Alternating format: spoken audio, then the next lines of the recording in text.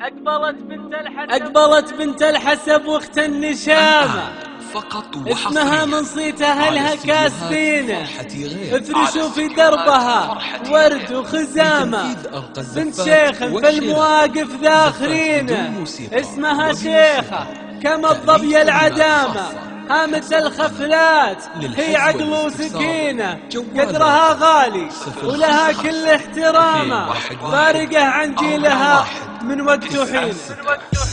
استديوهات فرحتي غير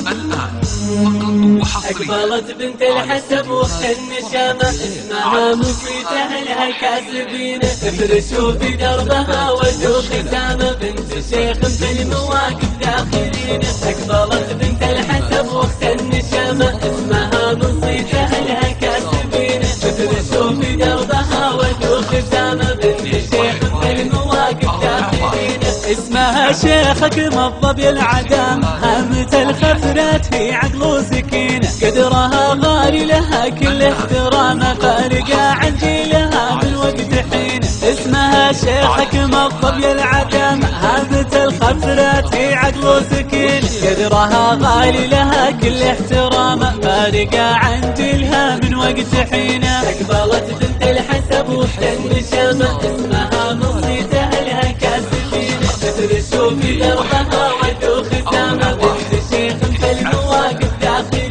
بناتها حازن على كل الوسامة، وبناتها بالزين كله تملكين، بناتها حازن على كل الوسامة، وبناتها بالزين كله تملكين، بناتها حازن على كل الوسامة، وبناتها بالزين كله تملكين. والسموحة كان يلحقنا ملامة، ولا مدحنا غير صيت شايفين، والسموحة كان يلحقنا ملامة، ولا مدحنا غير صيت شايفين. أقبلت بنت الحسب واخت النشامة، اسمها من صيت أهلها كاسبينه، افرشوا في دربها ورد وخزامة، بنت شيخ في المواقف داخلينه. أقبلت بنت الحسب واخت النشامة، الطريق اللي تجيب فارشينه، اقلطي والبيض يرخن اليتامى، بنت شيخ بالمواقف داخلين. أقبلت بنت الحسب واخت النشامة، الطريق اللي تجيب فارشين،